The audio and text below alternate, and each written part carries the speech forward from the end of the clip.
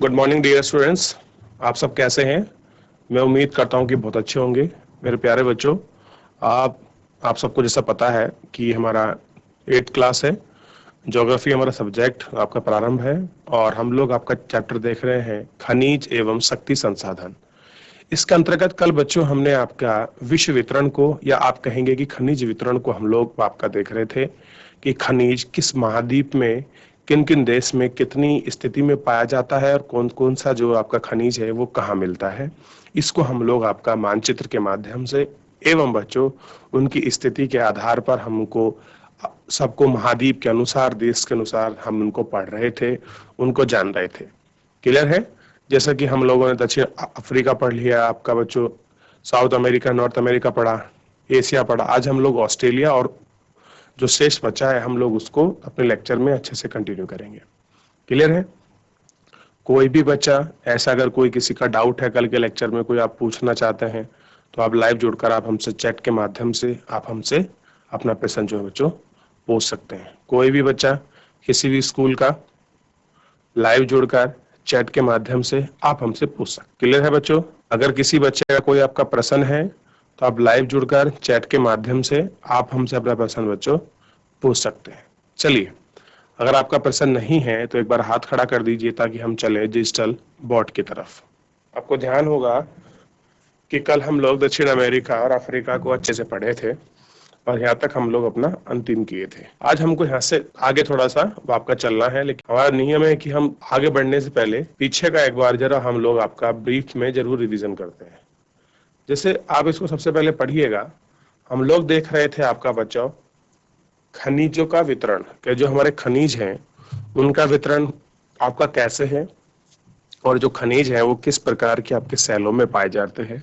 तो हमने उसको देखा कि आग्नेय सेल, कायांतरिक सेल और अन्य आपके अपसादी सेल में जो है आपके जो धात्विक खनिज है वो पाए जाते हैं।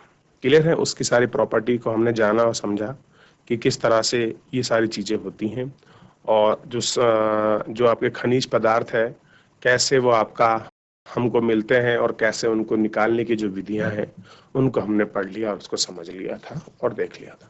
क्लियर है?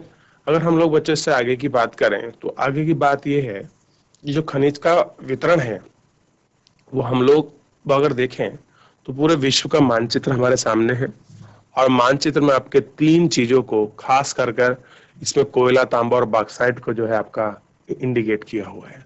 और हमें यह भी बताया कि पेट्रोलियम और कोयला भी क्या होते हैं, अवसाद स्तर में पाए जाते हैं। सेडिमेंट्री में हमको क्या मिलता है, कोयला और पेट्रोलियम मिलता है। ठीक, देखिए,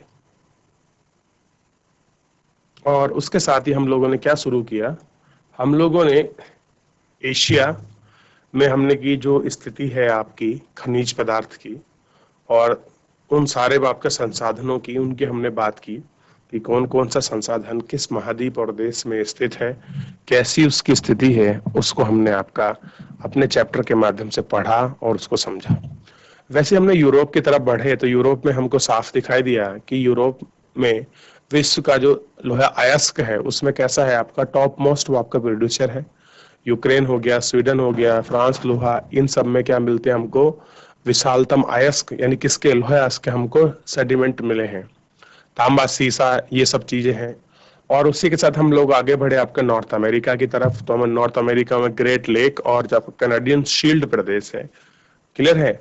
हमें उस सारे क्षेत्र में हमको बहुत सारी चीजें आपको दिखाई दी। देखिए, हम लोग जो मैप बना है उस मैप में आपका कोयला और खनिज तेल की स्थिति को यहाँ वो आपका दिखाया गया और हमने एक एक करके मैं सबको बताया था कि कैसे देश के रूप में हम उनको पढ़ सकते हैं, कैसे उनको समझ सकते हैं। एक एक करके हमने बहुत अच्छे से सबको देखा और जाना। क्लियर है बच्चों? देखिए, यही मैप के माध्यम से हम लोग ये सारी चीजों को आपका समझ रहे थे। फिर उसके बाद हम लोग यहाँ बढ़ते चले, हम आगे तरफ बढ़े और हम पूछे आपका साउथ अमेरिका। साउथ अमेरिका में हमने पेरू, और जो आपका पेरू और चिली है ये हमने बोला कि तांबा है, जिसको हम कॉपर बोलते हैं बच्चों। इस कॉपर में क्या क्या चीज होनी चाहिए और कहाँ कहाँ मिलती हैं, वो उन सब चीजों को हमने बोला था कि आप लोग क्या करें, इनको मैप में जरूर ढूंढे। दूसरा था बच्चों, देखिए, दक्षिण अमेरिका के पास सोना, चांदी, जस्ता, ये सारी चीज है। हम लोग अफ्रीका में देख रहे थे कि अफ्रीका में क्या मिलता है, आपका जो हीरा है वो बहुत बड़ी मात्रा में हमको मिलता है। और प्लेटिनियम का क्या है आपका बहुत बड़ा, वो आपका सबसे बड़ा क्या है आपका भंडार है। इसको भी हम लोग जो है आपका देख चुके थे बच्चों, क्लियर है। अब जो है हम थोड़ा सा आज बढ़ेंगे हम ऑस्ट्रेलिया की तरफ। कहाँ बढ़ेंगे? ऑस्ट्रेलिया जो आपका महाद्वीप है उसकी तरफ हम लोग आपका देखेंगे। देखिए, ऑस्ट्रेलिया विश्व में बॉक्साइट का सबसे बड़ा उत्पादक है। यानी कि ऑस्ट्रेलिया को अगर आपका देखोगे तो ये क्या मिलेगा आपको, बॉक्साइट का आपको सबसे बड़ा क्या मिलेगा, आपको उत्पादक मिलेगा।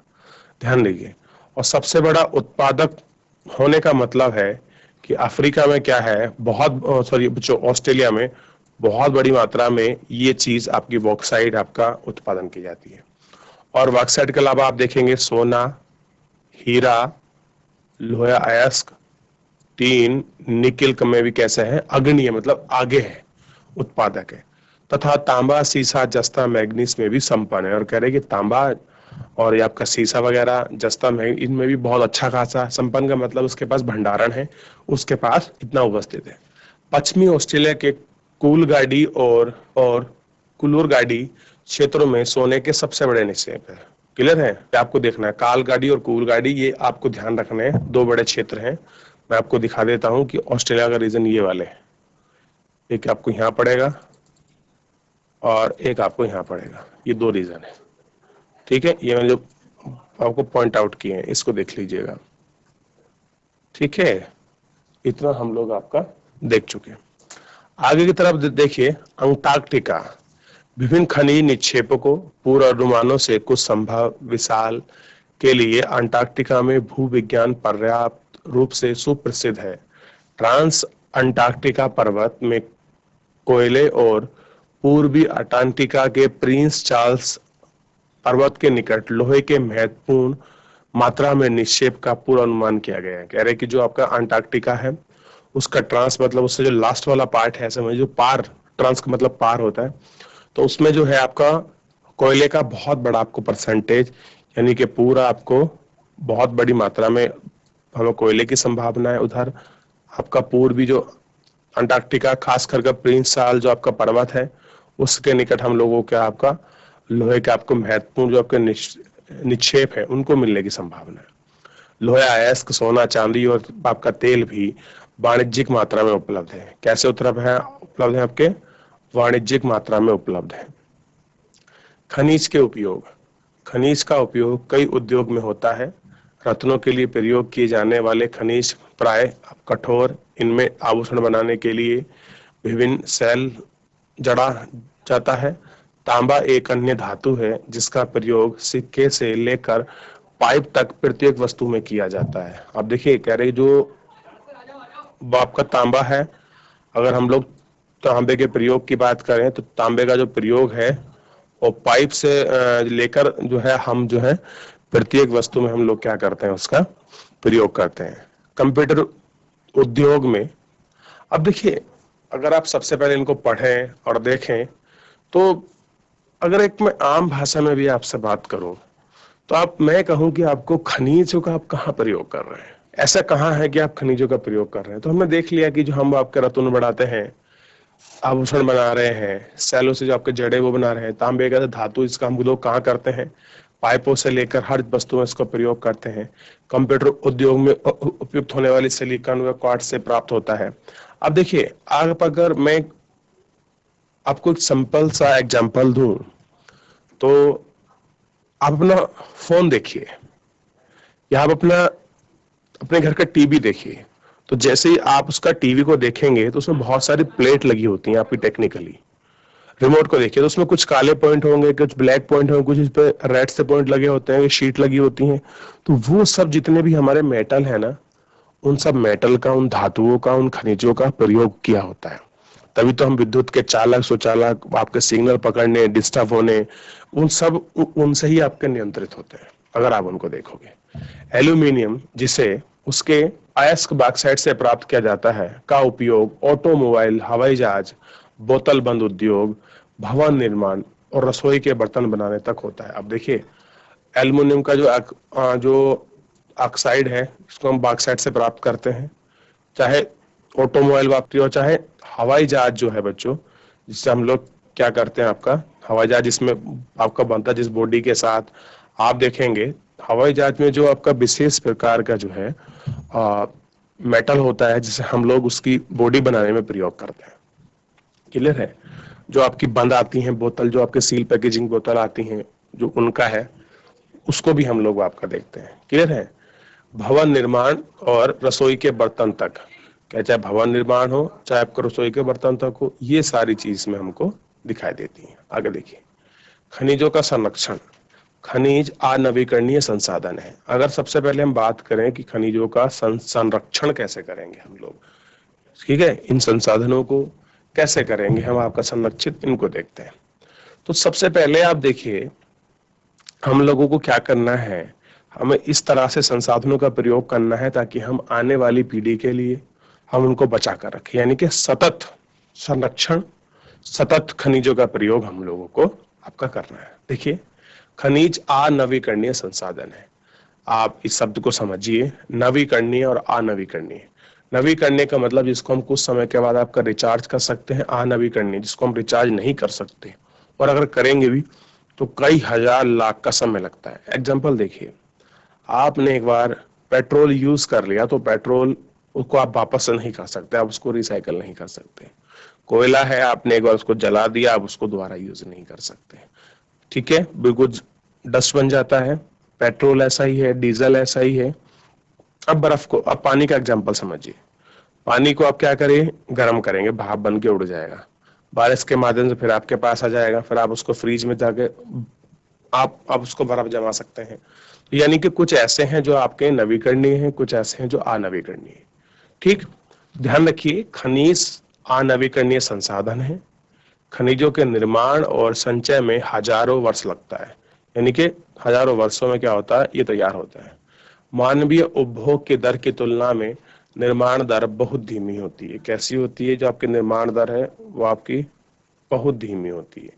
खनन की प्रक्रिया में बर्बादी को घटाना आवश्यक है। कह रहे खनन की जो प्रक्रिया है उसमें जो भी आपकी बर्बादी होती है, बर्बादी इन द सेंस का मतलब है कि जैसे हम उसको निकालते हैं, उस निकालने में क्या चीज हम लोग उसका वेस्ट कर देते हैं, उन सबको देखने वाली बात है। धातुओं का पुनर्चक्रण एक अन्य तरीका है कि हम लोग क्या करें, जितनी भी धातु हमको मिली है हम उनको रिसाइकल कर लें, पुनर्चक्रण कर लें, और पुनर्चक्रण करके हम लोग उसका प्रयोग कर सकते हैं।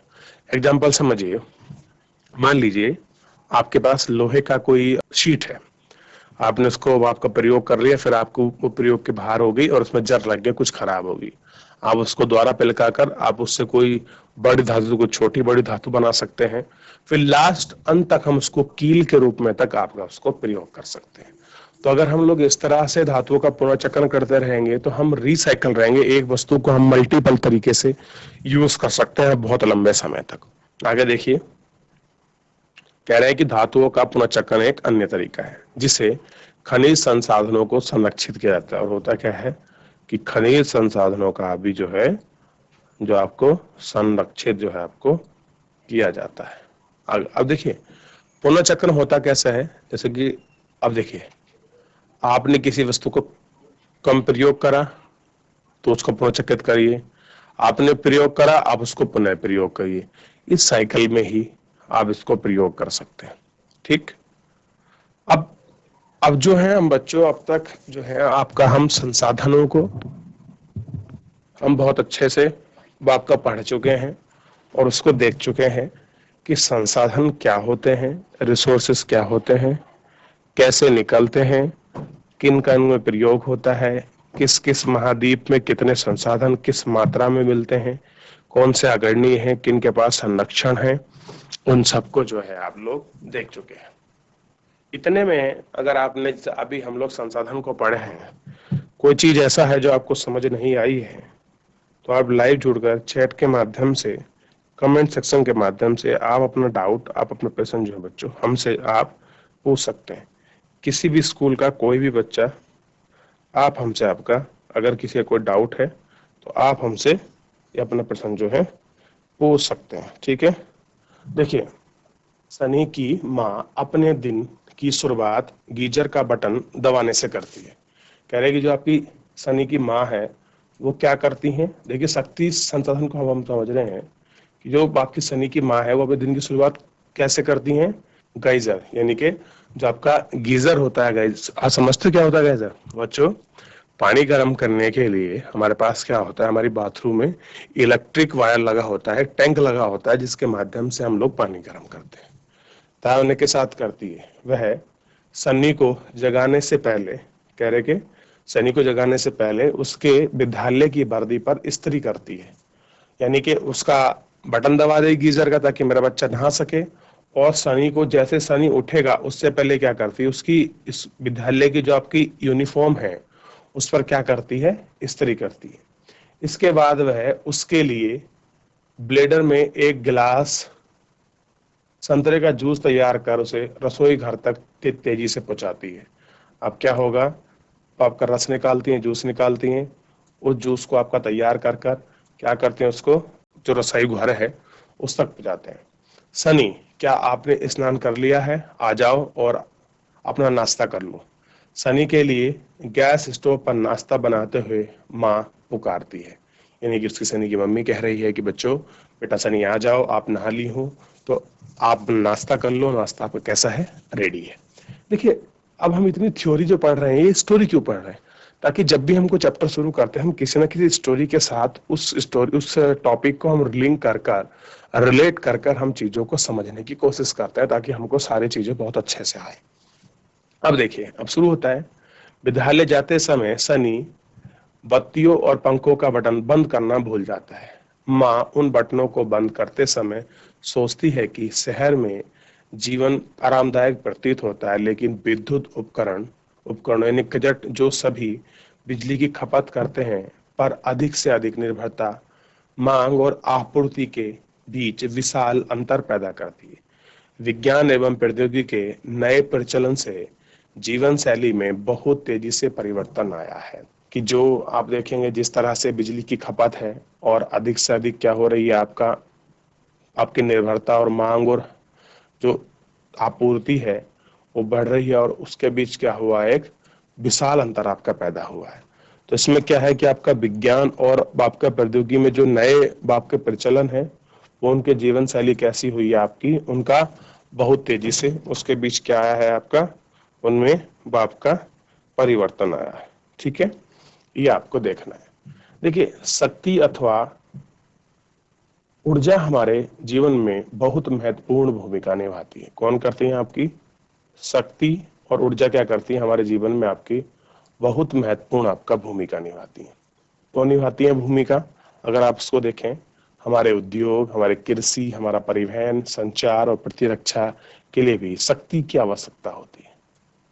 अब देखिए बच्चों, आज की तारीख में आप देखेंगे कि शक्ति को आम भाषा में गए इलेक्ट्रिसिटी हमारे लिए कितनी जरूरी है, आप जान सकते हैं। देखिए, मैं आज आपको क्लास पढ़ा पा रहा हूं और आप क्लास पढ़ रहे हैं, तो ये उस शक्ति का ही कमाल है कि मैं पढ़ा रहा हूं और आप मेरे द्वारा हर एक चीज को आप सुन पा रहे हैं, पढ़ पा रहे हैं, मैं आपसे प्रश्न पूछ पा रहा हूं, मैं आपसे रूबरू हो पा रहा हूं। तो ये तकनीकी, प्रौद्योगिकी और बच्चों जो हमारी शक्ति है, वो शक्ति यानी कि बिजली, लाइट का बहुत बड़ा रोल है।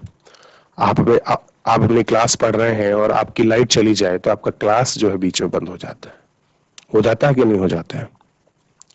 तो ये बहुत सारी चीजें हैं जो हमारी चीजें शक्ति के ऊपर रुकी हुई हैं, उसके ऊपर आपकी निर्भरता है। ठीक है, ये आपको देखना है।